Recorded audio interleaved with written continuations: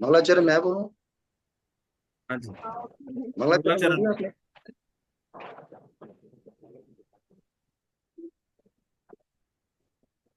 ओम अज्ञानतिमिरन्धस्य ज्ञानञ्जनशलाकया चक्षुर्मिलिते येन तस्मै श्रीगुरुवे नमः। श्रीचैतन्यमनोभीष्टं स्थापितं येन भूतले स्वयं रूप तदाम्यहं तदापि सपदान्तिकं वन्देऽहं श्रीगुरु श्रीयुतापद्कं श्रीगुरून् वैष्णवांश्च श्रीरूपं साग्रजान्तं सहगन् रघुनाथादास जीवं सदैव दूतं सावधूतं परिजनासहितं कृष्ण चैतन्य देवं श्री राधा कृष्ण पादान सहगन ललिता श्री विशाखानांतांच नमो विष्णु पदाय कृष्ण दृष्टाय भूतले श्रीमते भक्ति वेदांता स्वामी नामने नमस्ते सारस्वती देवे गौरवाणी प्रचारिणे निर्विशेष शून्यवादी पाश्चात्य देशतारिणे वाञ्छाकल्पतरुभ्यश्च कृपा सिन्धु भवेच पतितानां पावनेभ्यो वैष्णवभ्यो नमो नमः। जय श्री कृष्ण चैतन्य प्रभु नित्यानंद श्री अद्वैत गदाधर शिवासादि गौर भक्त वृंद। हरे कृष्णा कृष्णा कृष्णा हरे हरे, हरे राम राम राम हरे हरे। मुखं करोति वाचालं पंगुलं देयाते गिरिं यत्कृपातमं वन्दे श्रीगुरुदीनतारिणे यत्कृपातमं वन्दे च परमानन्दमाधवं यत्कृपातमं वन्दे श्री चैतन्य ईश्वरम। हरे कृष्ण। हाँ जी प्रभु जी, हरे स्टार्ट कृष्ण। करिए। हरे कृष्णा। तो जो जो रीडिंग करना चाह रहे हैं प्लीज आप हैंड रेज कर सकते हैं अपने। Please raise your hands those who want to read. Sundar Balaram प्रभु जी, आप पढ़ सकते हैं इस श्लोका से। हरे कृष्ण प्रभु जी, दंडवत प्रणाम। हरे कृष्ण। मलिने मोचनम पुंसा जल स्नान दिने दिने सकृतादमृता स्नानम संसार मलनाशनम। मनुष्य जल में स्नान करके नित्य अपने को स्वच्छ कर सकता है, लेकिन यदि कोई भगवद गीता रूपी पवित्र गंगा जल में एक बार भी स्नान कर ले तो वो भवसागर की मलिनता से सदा सदा के लिए मुक्त हो जाता है। गीता महात्मा 3। गीता सुगीता कर्तव्या किमने शास्त्र विस्तरे या स्वयं पद्मनाभस्य मुख पद्मादिग्नि श्रुता। चूंकि भगवद गीता भगवान के मुख से निकली है, अतएव किसी को अन्य वैदिक साहित्य पढ़ने की आवश्यकता नहीं रहती। उसे केवल भगवद गीता का ही ध्यान पूर्वक तथा मनोयोग से श्रवण तथा पठन करना चाहिए। वर्तमान युग में लोग संसारिक कार्यों में इतने व्यस्त हैं कि उनके लिए समस्त वैदिक साहित्य का अध्ययन कर पाना संभव नहीं रह गया है। परंतु इसकी आवश्यकता भी नहीं है, केवल एक पुस्तक भगवद गीता ही पर्याप्त है, क्योंकि यह वैदिक समस्त वैदिक ग्रंथों का सार है और इसका प्रवचन भगवान ने किया है। गीता हरे माता कृष्ण। 4। थैंक यू प्रभु जी। जैसा कि कहा गया है। हरे कृष्णा। हाँ जी। तो रक्षक प्रभु जी, आज हम ऐसे कर रहे हैं कि पहले तो सभी रीडिंग कर लेंगे 15 मिनट्स, फिर उसके बाद जो है एक्सप्लेनेशन होगी। आप कंफर्टेबल है ना इस चीज के साथ?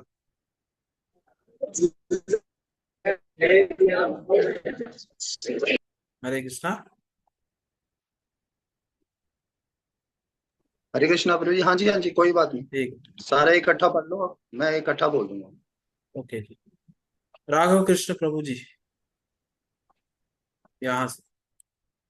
हरे कृष्णा प्रभु जी, दंडवत प्रणाम। दंडवत प्रणाम।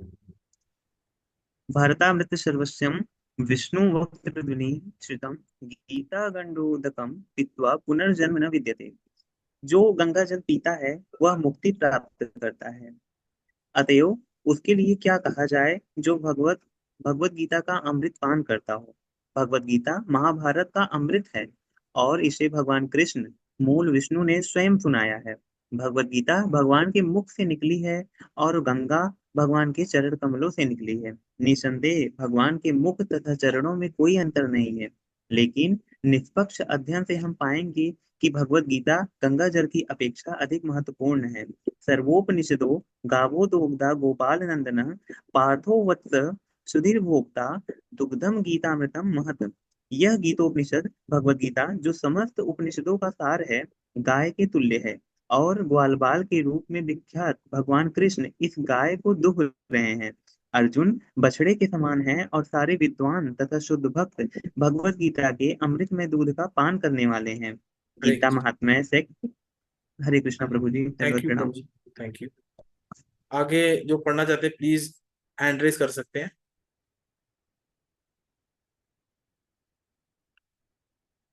नंदनी माता जी।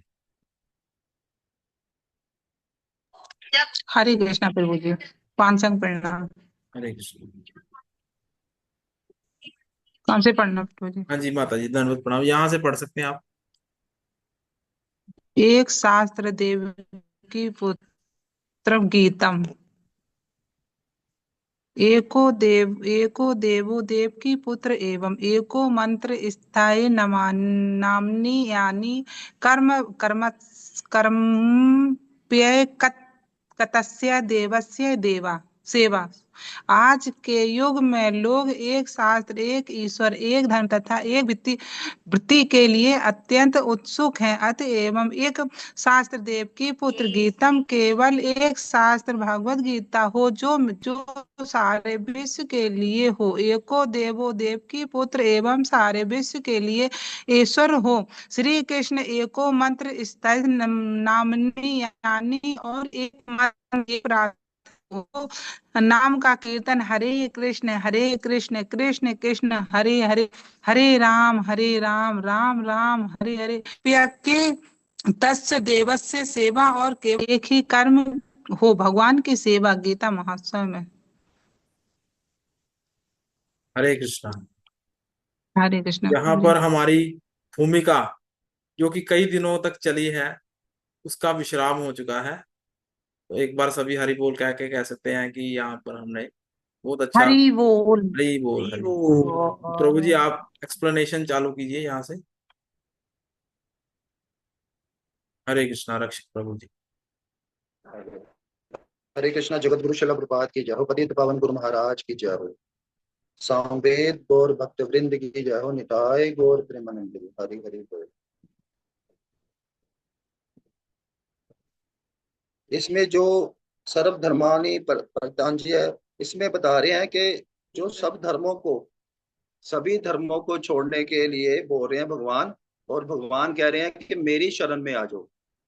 और भगवान क्यों बोल रहे हैं कि मेरी शरण में आ जाओ? क्योंकि भगवान को पता है कि एक मैं ही हूँ जो मैं सभी पापों को मुक्त कर सकता हूँ। जीव के सभी पापों को मैं मुक्त कर सकता हूँ। लेकिन ऐसी गारंटी कोई भी नहीं ले रहा। हम जैसे भारत में देखा गया है कि काफी देवी देवताओं की पूजा होती है और काफी जैसे मतलब शिव की पूजा होती है और ब्रह्मा जी काफी मतलब और भी देवी देवताओं की पूजा होती है। लेकिन उनमें से कोई भी किसी की गारंटी नहीं ले रहा। वो ये नहीं बोल रहा कोई भी कि भाई मेरी शरण में आ जाओ, मैं सारे पापों से मुक्त कर दूंगा। लेकिन सिर्फ भगवान ही ये बात कह रहे हैं, कृष्ण भगवान ही बात कह रहे हैं कि मेरी शरण में आ जाओ और मैं तुम्हारे सारे पापों से तुम्हारे को मुक्त कर दूंगा। और ये भगवत गीता का एक सार भी है। हमारे को हमारी जब इंटरव्यू हुई थी, मतलब जब हमारी दीक्षा होने से पहले, तो हमारे को इंटरव्यू में यही पूछा गया था कि भगवत गीता का सार क्या है। और भगवत गीता का सार ही यही है कि भगवान जो इसमें बोल रहे हैं कि सारे धर्मों को छोड़ के, सारे मतलब जिसकी भी आप पूजा कर रहे हो वो सभी को छोड़ के मेरी शरण में आ जाओ। क्योंकि आपने कभी भी नोट किया होगा कि जो एक पेड़ होता है, पौधा होता है, पौधे के कई टाहनियां होती है, लेकिन जो नीचे से जड़ आती है वो जड़ एक ही होती है। जड़, अगर हम जड़ में पानी दे देंगे तो सारे जितने भी ऊपर से जितने भी फल मतलब उसकी पत्तियां हैं उसको अपने आप ही सारों को पानी मिल जाएगा। तो जो भगवान है वो जड़ है। और जितने भी देवी देवते हैं, जो भी मतलब हम देवी देवताओं मतलब करते हैं, जो बाबे मतलब बाबों को मानते हैं, वो सभी उनकी पत्तियां हैं भगवान की। अगर हम भगवान की जड़ के बीच में पानी दे देंगे तो हमें दूसरों को पानी देने की जरूरत नहीं है। तो भगवान इसीलिए बार बार कह रहे हैं कि मेरी शरण में आओ और मैं तुम्हारे को पापों के सारे पापों से मुक्त कर दूंगा, और तुम भगवान भगवान के धाम में पहुंच जाओगे आराम से। तो इसीलिए इसमें बोल रहे हैं। और दूसरा बोल रहे हैं कि मनुष्य जल में स्नान करके नित्य अपने स्वच्छ कर सकता है और अपने आप को स्वच्छ कर सकता है, लेकिन यदि कोई भगवत गीता रूपी पवित्र गंगा जल में एक बार भी स्नान कर ले तो वह भौतिक जीवन भव सागर की मलिनता से सदा सदा के लिए मुक्त हो जाएगा।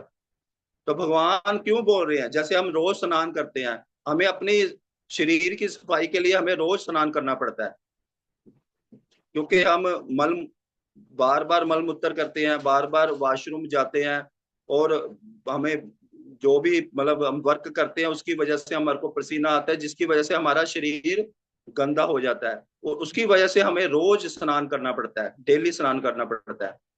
लेकिन भगवत गीता में बता रहे हैं कि अगर भगवत गीता को आप पढ़ लोगे, पूरी भगवत गीता को पढ़ लोगे, वो भी श्रद्धा के साथ, ऐसे नहीं, श्रद्धा के साथ पूरे विश्वास के साथ पढ़ लोगे, तो तुम भवसागर से ही पार हो जाओगे। तो कितना मतलब इसके बीच में मतलब पावर है, कितनी मतलब शक्ति है इसके बीच में मतलब।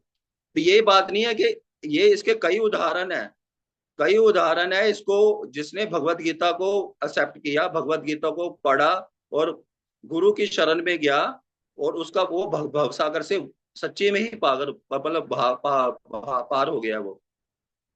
तो इसमें भगवान एक उदाहरण दे रहे हैं, जल का उदाहरण दे रहे हैं। जैसे हम गंगा जल में नहाते हैं, गंगा जल में स्नान करते हैं, तो हम गंगा जल में स्नान करते हैं तो सिर्फ एक ही बारी हम पापों से मुक्त होते हैं।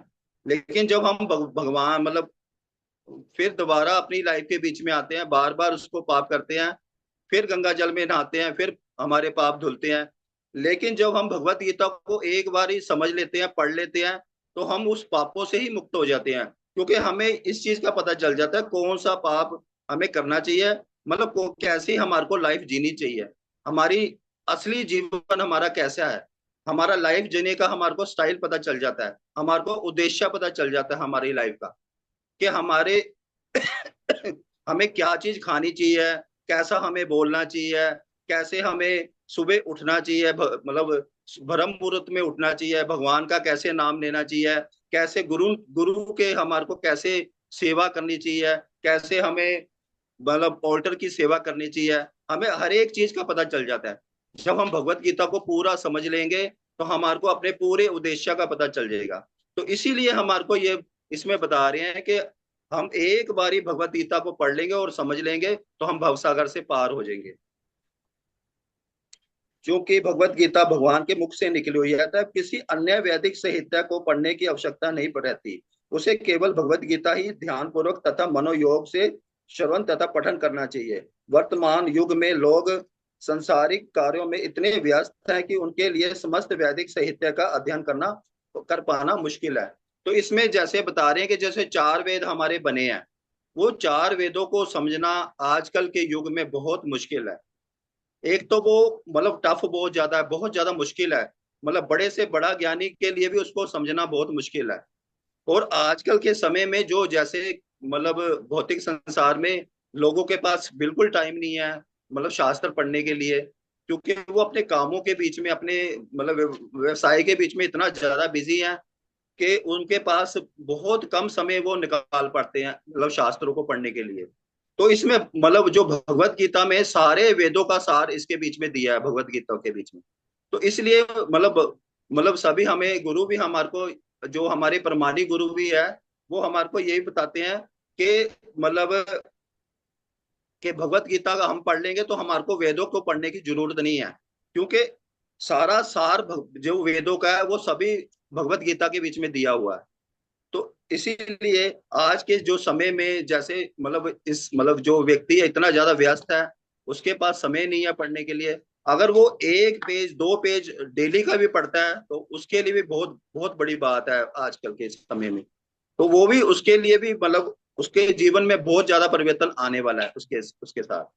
जैसे एक मतलब हाथी का उदाहरण दिया जाता है। जैसे हाथी है ना, हाथी मतलब जब स्नान करता है, तो हाथी जब स्नान करके बाहर आता है ना, मतलब जल से, तो क्या होता है कि वो मतलब एकदम मस्ती मारता है, तो वो दोबारा से मतलब मिट्टी के बीच में मतलब वो मतलब अपने आप ही अपने आप फेंकने लग जाता है मिट्टी के बीच में।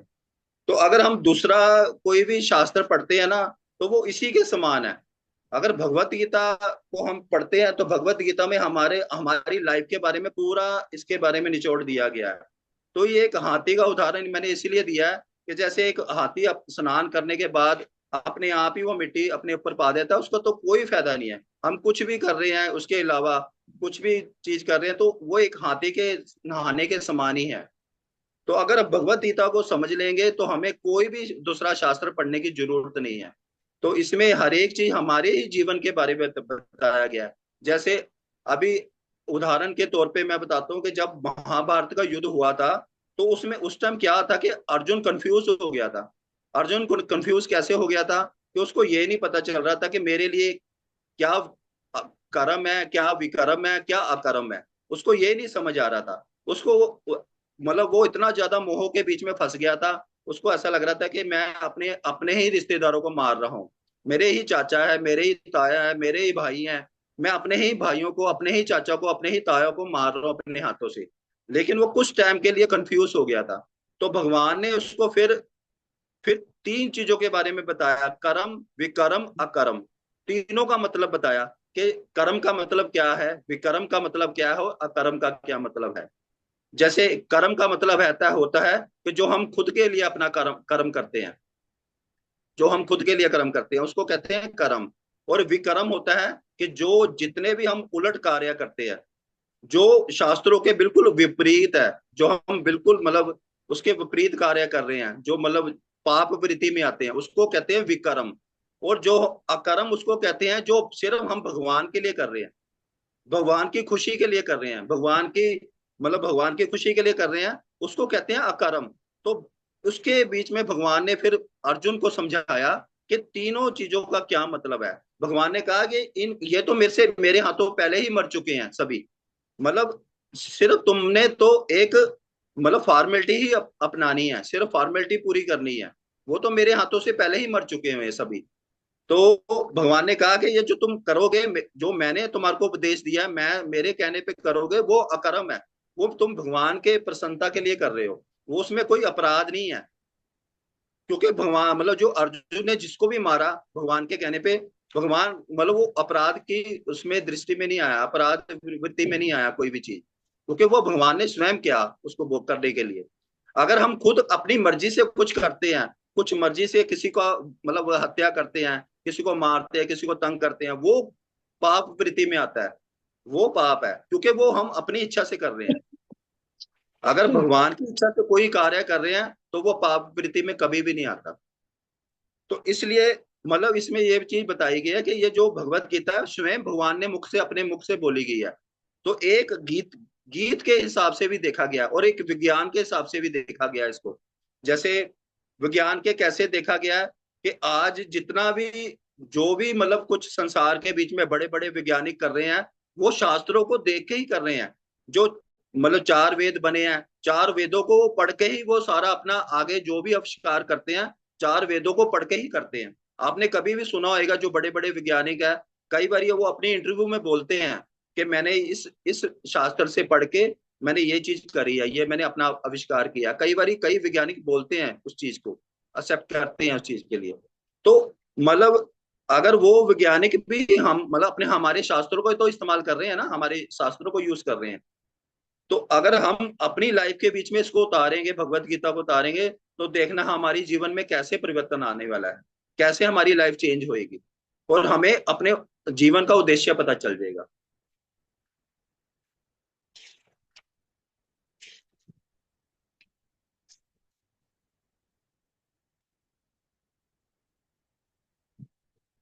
इसमें जो गंगा जल पीता है वह मुक्ति प्राप्त करता है, अतः उसके लिए क्या कहा जाए, जो भगवत गीता का अमृत पान करता हो। भगवत गीता महाभारत का अमृत है, और इसे भगवान कृष्ण मूल विष्णु ने स्वयं सुनाया है। भगवत गीता भगवान के मुख से निकली है और गंगा भगवान के चरण कमलों से निकलती है। निसंदेह भगवान के मुख तथा चरणों में कोई अंतर नहीं है, लेकिन निष्पक्ष अध्ययन से हम पाएंगे कि भगवत गीता गंगा जल की अपेक्षा अधिक महत्वपूर्ण है। इसमें बताया गया है कि जब मतलब वामन अवतार में भगवान के चरणों के बीच में से गंगा जल निकली थी और मतलब शिव ने उनको अपने सिर में मतलब धारण किया था, मतलब अपने जटाओं में धारण किया था। वो भी मतलब जो शिव है ना, वो हमारे 12 ब्राह्मणों में से आते हैं। पहला नंबर जो है वो शिव का ही आता है 12 ब्राह्मणों में, जिसमें से 12 ब्राह्मण हैं मतलब बलि महाराज, सुखदेव गोस्वामी और भीष्म पितामह, ये 4 को कुमार, ये सारे मतलब 12 ब्राह्मण है जो हमारे को भक्ति देते हैं। उसमें सबसे पहले नंबर पे है शिव है। वो शिव जो है वो सबसे टफ काम लेते हैं भगवान। कोई भी बड़ी जो टफ जॉब होती है ना, टफ काम होता है, औखा काम होता है, वो भगवान शिव को ही देते हैं। तो जो गंगा जल है वो उसको कोई भी मतलब धारण करने के लिए तैयार नहीं हो रहा था, लेकिन शिव ने एक ही बारी भगवान के कहने पे, वो एक ही बारी कह देते क्या क्या कहने पे उन्होंने उस सेवा को एक्सेप्ट कर लिया था।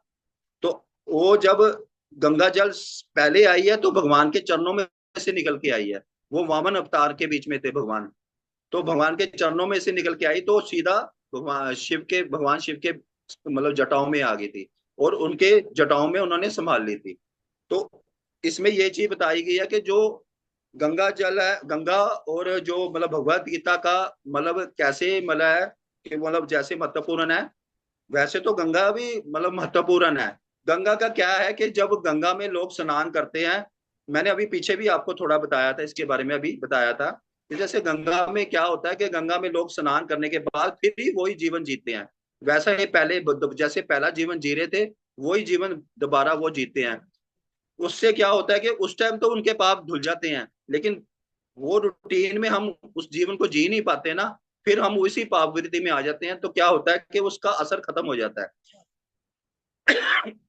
लेकिन भगवत गीता को जब हम एक बार समझ लेते हैं, परमानी गुरु की शरण में चले जाते हैं, तो हम पाप वृत्ति से दूर हो जाते हैं। हम पापों को बिल्कुल छोड़ देते हैं, पाप करना बिल्कुल छोड़ देते हैं, क्योंकि हमें एक एक चीज के बारे में समझ आ जाती है। हमारे को पता चल जाता है कि कौन सा पाप है करना, मतलब पाप करना बिल्कुल गलत है हमारी लाइफ के बीच में। तो इसलिए इसमें ये चीज बताई गई कि वैसे तो गंगा मतलब जो जल जो हैगा गंगा और भगवत गीता में कोई मतलब फर्क नहीं है, लेकिन क्या फर्क है कि भगवत गीता को पढ़ने से काफी लोगों का जीवन चेंज हो जाता है।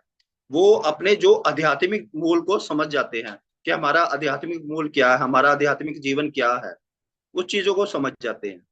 आपने देखा होगा कि मतलब आज की स्थिति में मतलब जो कलयुग है, कैसे मतलब दुनिया लोगों का कैसे मतलब दुनिया का क्या जीवन कैसा गलत तरीके से जी रहे हैं लोग।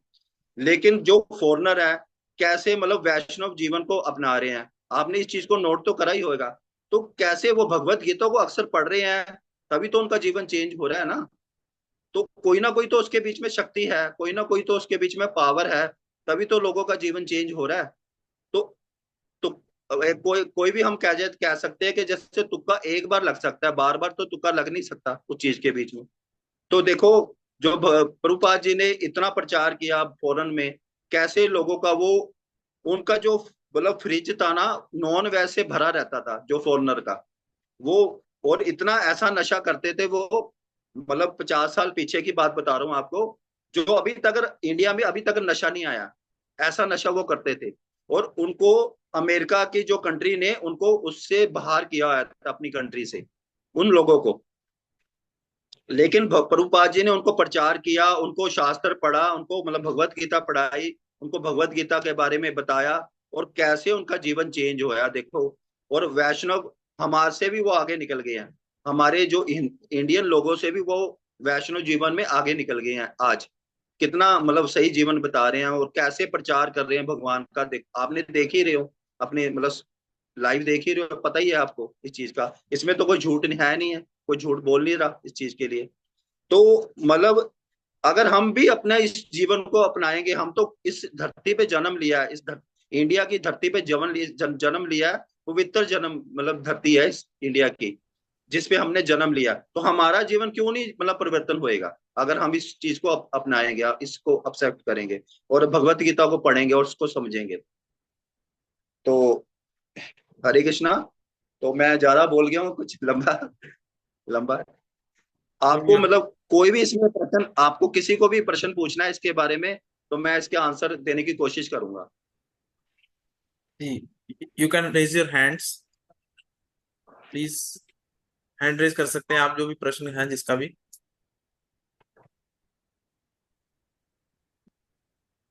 सुंदर बलराम प्रभु जी, हरे कृष्णा। हरे कृष्णा प्रभु जी, दंडवत प्रणाम।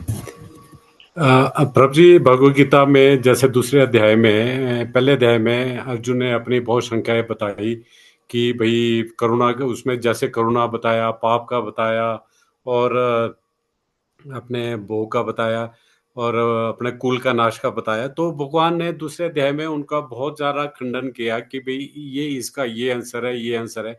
जैसे पाप का बताया प्रभु जी ने कि भी जब भगवान की प्रसन्नता लेकर करते हैं तो वो अकर्म बनता है। लेकिन एक में उसमें एक पॉइंट ये था कि जो कुल का नाश था, वो प्रभु जी मेरे को गीता में समझ नहीं आया कि कुल का नाश का खंडन कैसे किया है। कि जो अर्जुन के मन में शंका थी कि भी जब हमारे साथ युद्ध होगा तो कुल का नाश होगा, तो उसमें कैसे भगवान ने उनका अर्जुन को उपदेश दिया। प्रभु जी वो श्लोक मेरे समझ नहीं आया कि कौन सा श्लोक है, वो थोड़ा उसमें बताएंगे प्रभु प्रभु जी। कुल का नाश का बता रहे हैं कि कुल का नाश का ऐसे बता रहे हैं कि भी हम, हमारे को ऐसा लगता है कि हम मतलब जब हम इस भौतिक संसार में जन्म लेते हैं ना, तो हम क्या करते हैं कि हम अपना पिछला जन्म भूल जाते हैं। हम अपनी पिछली जो प्रतिक्रिया, जो भी हमारे कर्म हम करके आए हैं, हम सब कुछ भूल जाते हैं। तो हमें ऐसा लगता है कि मतलब जीवन जो है वो यहीं तक रहा है, हमारा जो परिवार है वो यहीं तक रहा है, जैसे हमारे माता पिता है, हम उसी को सच मानने लग जाते हैं पर टाइम पे। तो जो मतलब जैसे मैं मतलब कोई भी किसी का भी उदाहरण ले लो, तो उसको ऐसा लगता है कि अगर हम मतलब घर में मतलब मान लो परिवार में 4 सदस्य रह रहे हैं, अगर 2 सदस्य की मृत्यु हो जाती है ना, तो उसको ऐसा लगने लग जाता है कि मेरा परिवार ही खत्म हो गया बस, अब कुल का तो बिल्कुल नाश होने वाला है। तो उसमें क्या होता है कि हमें ये नहीं पता चलता कि हमारे को अगला जन्म फिर मिलने वाला है, हमारे को वही फिर परिवार मिलेगा, फिर माता पिता मिलेंगे, फिर बहन भाई मिलेगा। तो उसमें मतलब जो भगवान है उसका खंडन कर रहे हैं, उस चीज का खंडन इसलिए कर रहे हैं कि हम मतलब बद अवस्थाओं के बीच में है। हमें ऐसा लगता है कि हम मतलब ये परिवार खत्म हो गया तो दोबारा मिलेगा नहीं हमारे को वो परिवार। तो वो चीज के बारे में तभी करके भगवान उस चीज का खंडन कर रहे हैं कि ये चीज तो तुम्हारे को बार बार मिलेगी, तुम्हारे को अगले जन्म में फिर बहन मिलेगी, भाई मिलेगा, माता पिता मिलेंगे आपको, बार बार ये जन्म मिलने ही वाला है। जब तक अगर आप बद अवस्था के बीच में, जब तक अगर आप भगवान को नहीं समझ रहे, जब तक अपने अपने जीवन के बारे में नहीं आपको पता, तो जब तक तो आपको जन्म लेना ही पड़ेगा बार बार, क्योंकि जो आत्मा का कभी नाश नहीं होता, शरीर का सिर्फ नाश होता। हरे कृष्ण। ठीक है, थैंक यू प्रभु जी। हरे कृष्ण, दंडवत प्रणाम प्रभु जी। Thank you, thank Hare you. Krishna. और आपका प्रश्न बहुत ही अच्छा था, ये डीपली प्रश्न था। Thank you. किसी और का प्रश्न हो तो आप पूछ सकते हैं। Please you can raise your hands if you want to ask any question. आप हाथ ऊपर करके प्रश्न पूछ सकते हैं, डिजिटल हैंड रेज कर सकते हैं आप। और अगर डिजिटल हैंड रेज नहीं करने आ रहा तो आप अनम्यूट करके पूछ सकते हैं कोई भी। इसमें आपको मैं बताऊं तो जैसे आप सुन रहे हो, जैसे अभी सभी आप बहुत पढ़े लिखे हो, मतलब है गए हो अभी, मतलब आप बहुत सुन रहे हो, तो इसमें मतलब प्रभुपाद जी पता क्या बता रहे हैं, स्पष्ट अपनी बुक्स के बीच में भी बता रहे हैं कि हम मतलब अगर हम मतलब किसी को भी अपना गुरु धारण करते हैं ना, तो हमें हमारे मन में कोई शंका नहीं होनी चाहिए, हमारे मन में कोई भी वहम नहीं होना चाहिए, हमारी जितने भी डाउट है ना हमारे को सारे क्लियर करने चाहिए। क्योंकि देखो ये हमारी पूरी लाइफ का मतलब है, क्योंकि जो मनुष्य जन्म है हमें बार बार नहीं मिलने वाला है। और अगर इस जन्म में हमारे को भक्ति मिल गई है, भगवान के बारे में पता चल गया है, तो हमारे को सारे अपने डाउट क्लियर करने चाहिए। तो इसलिए हम बार बार आपसे इसीलिए पूछते हैं कि अगर कोई प्रश्न आपको पूछना है तो आप पूछ सकते हैं, क्योंकि मन में कोई भी डाउट नहीं रहना चाहिए। अगर आप भक्ति कर रहे हो तो आपके सारे डाउट क्लियर होने चाहिए। हरे कृष्ण। हरे कृष्णा। हरे कृष्णा। तो अगर किसी का कोई प्रश्न हरे नहीं है। कृष्ण। हाँ जी, कौन बोल रहा है? हरे कृष्ण। हाँ जी माता जी पूछिए। रजनी बोल रही हूँ। मुझे मतलब एक ही चीज मेरे दिमाग में घूमती रहती है। मैं ये एक ही चीज बार बार कि पता हमें सब कुछ है, हम दूसरों को भी शिक्षा देते हैं, एजुकेशन देते हैं, सब कुछ पता है, हम अपने बच्चों को अच्छी बातें सिखाते हैं, बाहर मतलब सबको बताते हैं हाँ ऐसा नहीं करना चाहिए, हमें सब कुछ पता, लेकिन हम कई बार खुद पे हम क्यों, कोई चीज आ जाता है, कोई स्ट्रेस आ जाता है तो हम टेंशन ले लेते हैं। पता है हमें कि टेंशन लेना से वो चीज का सोल्यूशन नहीं निकलेगा, और हमें पता है हमने वो सब चीज भगवान जी पे छोड़ दी है कि वो सब अच्छा करेंगे, अगर हम सही हैं भगवान जी का नाम ले रहे हैं तो, लेकिन फिर भी वो माइंड से क्यों नहीं निकल पाती। एक ही चीज में इस बात को मेरा मतलब मेरा माइंड मैं क्लियर ही नहीं कर पा रही हूँ चीजें। मैंने एक बार पहले भी ये क्वेश्चन पूछा था, आपने कहा कि भगवान जी का नाम लेते रहिए। हाँ जी लेते हैं, लेकिन हम मुझे लगता है कि हम अपनी गृहस्थ में, अपनी फैमिली में, बच्चे ये वो सब इन चीजों में इतने उलझे हुए हैं, भगवान का नाम लेते हुए भी वो चीजें माइंड से नहीं निकल पाती। हाँ ऐसा नहीं होना चाहिए, ये नहीं होना चाहिए, वो नहीं, भगवान जी सबकी रक्षा करना, ये करना, मतलब फिर भी स्ट्रेस एक माइंड में रहता ही है। हरे कृष्णा माता जी, दंडवत नाम सभी भक्तों को चरणों में कोटि करेगा। माता जी ऐसे है कि इसमें क्या होता है कि मन की स्थिति है हमारी, जो हमारी मन की स्थिति है ना वो बड़ी वीक है हमारी। वो मन जो है ना हमारा, हमारे कंट्रोल में नहीं है एक्चुअली। कभी वो बहुत अच्छा सोचने लग जाता है, कभी बिल्कुल नेगेटिव सोचने लग जाता है वो। तो मन को कैसे हम कंट्रोल करेंगे? मन को कंट्रोल करेंगे हरे कृष्ण महामंत्र, जो भी वो बार बार हमारे को गुरु यही बता रहे हैं ना। क्योंकि कलयुग में क्या है कि मतलब एक तो लोगों के पास टाइम नहीं है किसी के पास, क्योंकि वो तपस्या भी नहीं कर सकता, योग मतलब ज्यादा ध्यान भक्ति भी नहीं कर सकता। तो मतलब सभी मतलब जितने भी हमारे भगवान को तो पता ही था, हमारे जितने भी गुरु हैं जैसे व्यास देव जी, जितने भी शास्त्र लिखे थे, उनको सबको पहले इस चीज का पता था कि जो कलयुग का इंसान आने वाला है ना, तो उसके पास एक तो टाइम नहीं होएगा उस चीज को पढ़ने के लिए, शास्त्रों को पढ़ने के लिए, और एक वो ज्यादा मतलब तपस्या नहीं कर सकता। तो इसलिए उन्होंने हरे कृष्ण महामंत्र दिया आसान, ताकि वो हम किसी भी जगह पे उसको बोल सकते हैं। जो हरे कृष्ण महामंत्र है वो हमारे मन को कंट्रोल करेगा। जितना हम ज्यादा, जितना भी हम कोशिश करेंगे ना भगवान का नाम जितना भी हम मतलब एक तो माला पे हम करें, सबसे पहले तो माला पे करें, और माला पे अगर जितना कर सकते ठीक है। और उसके अलावा अगर हम अपनी ड्यूटी पे बैठे हैं, कहीं भी बैठे हैं किसी भी जगह पे, हम अपने मन में भी बोल सकते हैं हम हरे कृष्ण महामंत्र, वो एक्स्ट्रा मतलब हो सकता है। तो उसमें क्या होता है कि जो हम भगवान का नाम है ना, वो मन को कंट्रोल करना सिखाएगा, कैसे मन को कंट्रोल करना है। और जब मन कंट्रोल में हो गया, मन कंट्रोल में आ गया, तो फिर हम एक स्थिति में सोच सकते हैं। हमारे को पता है कि मतलब जो भी होना है भगवान की मर्जी से होना है, भगवान की इच्छा से होना है, भगवान ने ही करना है जो करना है। जैसे आपको मैं उदाहरण देना चाहूंगा कि मतलब हिरण्यकश्यप का उदाहरण दूंगा और प्रहलाद महाराज का उदाहरण दूंगा। जो प्रहलाद महाराज थे वो दृढ़ भक्त थे, शुद्ध भक्त थे। उन्होंने इतनी मतलब इतनी कष्टी सही है, इतना ज्यादा मतलब उनको कष्टी सहना पड़ा। हालांकि उनके पिता ही थे उनको कष्टी देने के लिए देना दे रहे थे, वो नकारात्मक थे सोच के, और जो प्रहलाद महाराज थे वो सकारात्मक सोच के थे। हमें सबसे पहले तो उनसे ही शिक्षा ले लेनी चाहिए कि कितना उन्होंने कष्ट सहा, कितना उन्होंने दुख सहा, लेकिन फिर भी वो मतलब अपने मतलब दृढ़ उसके बीच में बने रहे कि उन्होंने इतना मतलब भगवान से विश्वास किया। हालांकि हिरण्यकश्यप ने कहा कि तुम्हारे भगवान कहाँ पे है, एक इस खंबे में से निकल के आ जाएंगे भगवान। तो भगवान उस खंबे में से निकल के आ गए, भगवान प्रकट हो गए। तो क्या क्यों निकले? क्योंकि भगवान जो मतलब उनके जो शिष्य मतलब भगवान के भक्त थे वो दृढ़ थे। प्रहलाद महाराज, हालांकि 5 साल की उम्र में कोई इतनी समझ नहीं होती किसी को भी, बच्चा होता है उस टाइम तो, लेकिन प्रहलाद महाराज 5 साल की उम्र में इतनी दृढ़ भक्ति करी उन्होंने। भगवान को उनके सामने आना ही पड़ा, भगवान को उनके सामने प्रकट होना ही पड़ा। तो क्या हुआ? सकारात्मक सोच की जीत हुई, क्योंकि उनको दृढ़ था, मतलब दृढ़ थे ना भगवान की भक्ति के बीच में। उन्होंने अपनी बुद्धि नहीं इस्तेमाल करी, अपनी सोच इस्तेमाल नहीं करी, क्योंकि हम पूर्ण नहीं है ना, हम तो अपूर्ण है। तो हमारी जो सोच है वो भी अपूर्ण है। हरे कृष्णा माता जी, समझ आ गई बात? हरे कृष्णा। चीजें अरे सब समझ समझती आई? हूँ मैं सब समझ आते हैं मुझे, बट मुझे नहीं पता कि क्यों। हाँ, मैं भगवान जी का नाम हमेशा लेती हूँ, बट एक पता नहीं क्यों फिर भी वो कहते हैं ना कि उसमें उलझे हुए हैं। क्यों उलझे हुए हैं, वो भगवान जी अब पार करेंगे। वो स्ट्रेस को पता है, सब कुछ अच्छा वर्क होता भी है। समटाइम्स इट हैपेंस कि बहुत सारी प्रॉब्लम एकदम से आ जाती हैं, और फिर मैं जब भगवान जी पे छोड़ दिया, आप नहीं करना है सब कुछ, मुझे नहीं पता सब कुछ कैसे करोगे। और सच कह रही हूँ, बचपन से लेके आज तक सब ठीक किया उन्होंने। दो बच्चे हैं मेरे, दो बेटे हैं, भगवान जी ने मतलब बहुत अच्छा किया है, कर रहे हैं। अभी मेरे छोटे वाले बेटे ने टॉप किया है करनाल डीपीएस से, हरियाणा में भी डिस्ट्रिक्ट लेवल पे उसका सेकंड पोजीशन उसने ली है।